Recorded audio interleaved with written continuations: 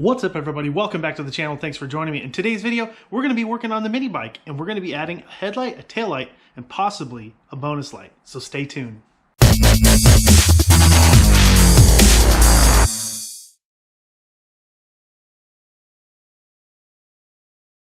All right, here it is, the beauty we'll be working on today. This is my Coleman CT200u.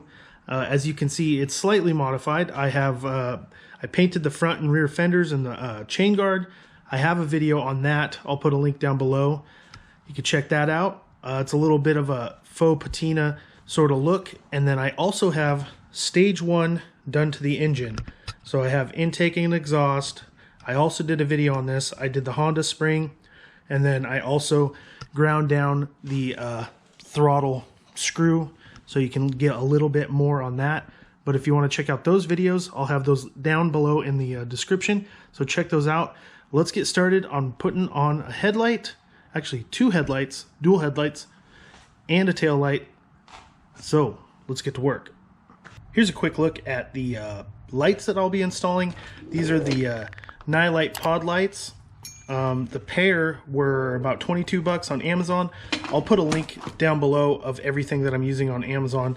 But then also I'm going to be powering it with this battery. It's a 12-volt motorcycle battery. That was like 22 bucks, I believe, on Amazon.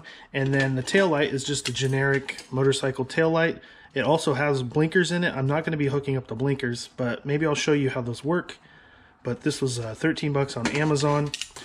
And then I actually fabricated my own battery box that's going to fit right on there, and we're going to have to modify this and add a little bit. I didn't really want to show fabricating the box because really if you're going to do this you could use any box, but I wanted sort of like a I don't know how you call it, a rat roddy look kind of. So what I'm going to do is I'm going to clear coat this after I get it all welded up and finished on the bike. So we'll go ahead, I'll take these off and show you how everything fits in here. Taking this off, grab our battery. So the battery fits right in here like this. And then I have, if you can tell, I have this little thing right here that actually will push down onto the battery and hold it in place once it's bolted. So once you have this, and then I put the nuts on here, this will push the lid down, holding the battery in place so that it doesn't move around, jump around. I also have a little piece of rubber that's going to go on here to isolate the metal, but it should be a good fit. And if you're wondering how I did it, these are just welded in here. All I did was put them through the bottom, drilled a hole, and then I plug welded the bottom of those pieces of all thread, and there we go. So I think the first step is we're going to have to figure out how we're going to mount this. So I think we're going to put this back, take off the license plate, and then we're going to have to build some sort of a bracket that's going to tie into these bolts here and then the bolt down below. This is actually going to sit more up against the seat, more like that. But let's go ahead, get out some tools, start doing some measuring, some cutting, get this thing on the road.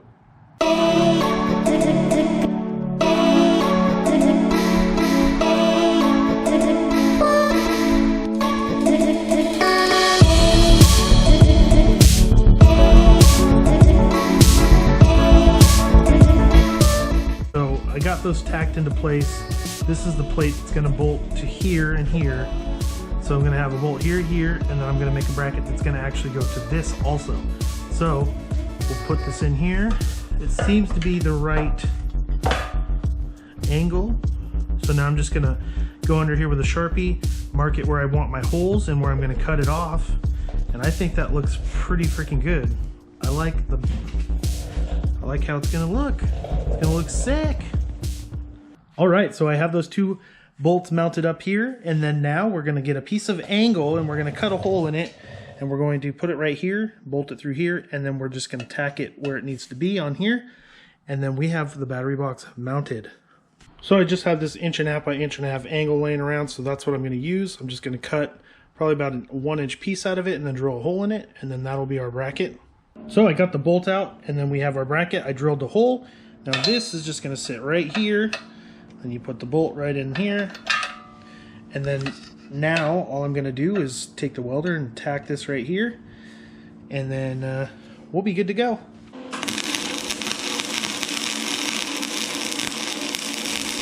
So next we have our headlight. We're going to mount that to the back of the battery box. It comes with this bracket that I'm not going to use most likely, I don't think. I think I'm just going to directly bolt it to the box, and that should be good enough. But I'll go ahead and show you the blinkers and the light so you can see what that looks like. But it has all these connectors for left and right blinkers, and a brake light, and then just a running light. But I'll just be using just a constant red light so that people can see me in the dark. Alright, so this would just be a regular running light. So that would be on all the time. And then if you were to stop, it would be a little bit brighter, which would be this one. And then now you have your blinker. And then you have your other blinker. So you could run blinkers, and if you have a switch, then that would be cool. Make it a little bit more street legal. So here's the light. I took the bracket off. It has two bolts in there that you can mount to whatever. Now what I'm going to do is I'm going to drill holes for the two bolts to mount it to the box, and then I'm going to drill a hole so that the wires can get into the box. But I'm going to mount it pretty much just like that. Alright, we got it mounted up. The holes are all drilled. We got the bolts in there. Now these bolts here are a little bit too long. They're going to run into the battery, so I'm going to cut those short so that it doesn't hit the battery and mess up the battery at all. Eventually. Alright, well, we got the box mounted up. We got the tail light up there. Now it's time for the headlights. So we're going to take the headlights and we're going to try and mount them right here in these holes here. And then that'll be pretty easy. Then we just got to wire it up, put some switches in here, some fuses, and we should be ready to roll. Now when installing these, at first I was like, well, it's not going to work because the bracket's centered. But thankfully, the bracket actually moves from side to side, so it works out perfect, and we'll be able to install it, and they will both fit on the handlebars in the stock location, so that's really cool. So this is how I'm setting them up. On my right headlight, I have the bracket all the way to the left, and then this is all the way back to the back. Because of the angle of the handlebars, this helps straighten them out so that they're more straight. That's pretty much maxed out, so they're straightforward there. And then on the other one, I've got this all the way to the right, and then it's going to be all the way to the back, just like that.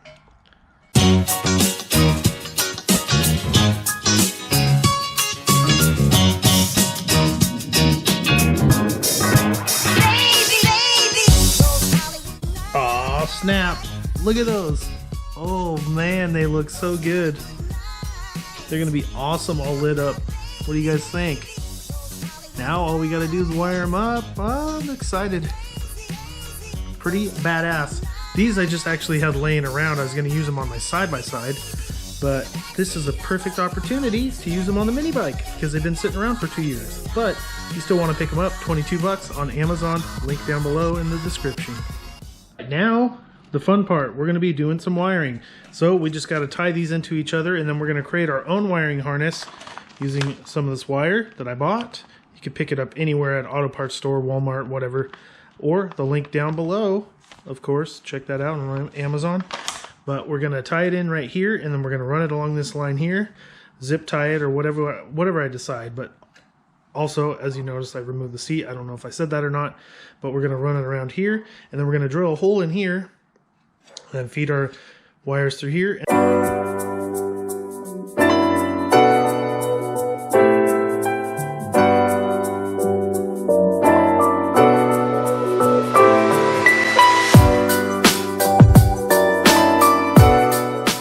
So I got all the wires ran here. I got them zip tied up. Now I'm going to drill a hole right in here and put a rubber grommet in here so it doesn't chew up the wires. And then I'll be able to feed the wires in here, and then we'll be able to start hooking up some switches. Day 2. So here's what I'm going to be using. It is a fuse block, and then you just add the power to that, and then that will distribute the power throughout the 4 fuses. And then it just has 4 outlets, and then that can go to your accessories. I will put a link down below in the description in case you want to check that out or purchase it. But that's what that is. I'm going to mount that right underneath the seat. To mount the fuse box underneath the seat, what I did was I just drilled 2 holes in the plastic, and then I'm going to use, I've already put one in, but I put this on here, marked out where my holes are going to be, and then I drilled holes. And then what I'm using is one of these nut inserts, which will, you drill a hole, which I've already put one in here, but you drill a hole here big enough to fit this in there, and then you use this tool to use it. It's kind of like a pop rivet, and what it does is it smashes it and sandwiches the plastic, and then you have a threaded hole. And just like that, we have 2 threaded holes now. Perfect for our fuse holder. There it is, all mounted up, nice and secure. It'll be going right underneath the seat. You won't even be able to see it. Let's take a look at the box. So I got a rubber grommet on here now. That's where the switch goes. But you check that out.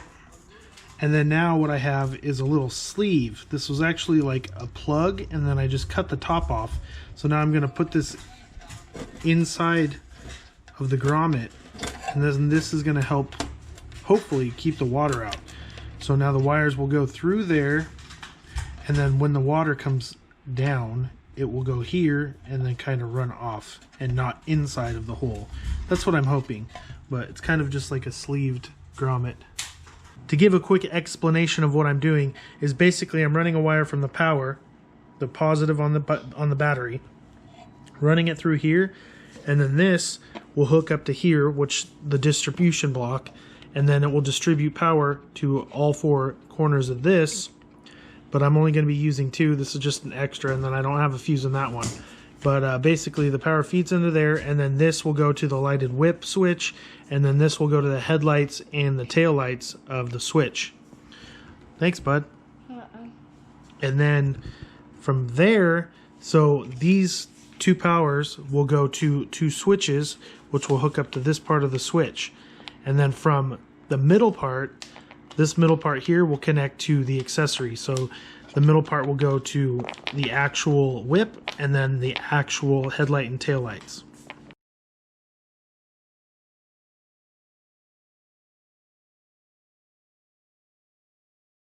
Two hours later.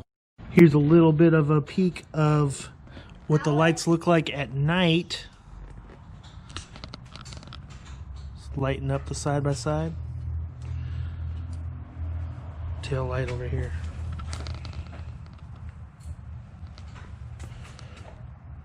So we're going to do a headlight off. We're going to do my new headlight setup versus the BT200X stock headlight. I mean, obviously there's not going to be a chance, but at least you can see the comparison. Start it up. Start her up, tater chip. Let her rip, tater chip. Let her rip, tater chip. Okay, so we'll hit our switch.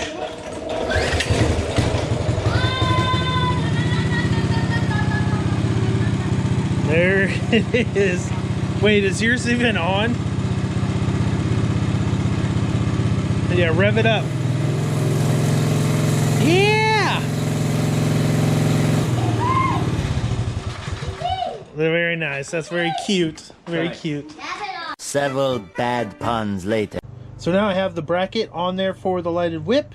Now we're going to clear coat it. What I'm going to use is just a cupful of some of this stuff. It's called Penetrol. I'll put a link down below in the description and also up above here. I did a video on how to clear coat steel, but basically that's what we're using. Penetrol, it's a self-leveling paint additive, and it does a cool clear coat on steel, and it makes it look, I mean, basically like this, but shiny.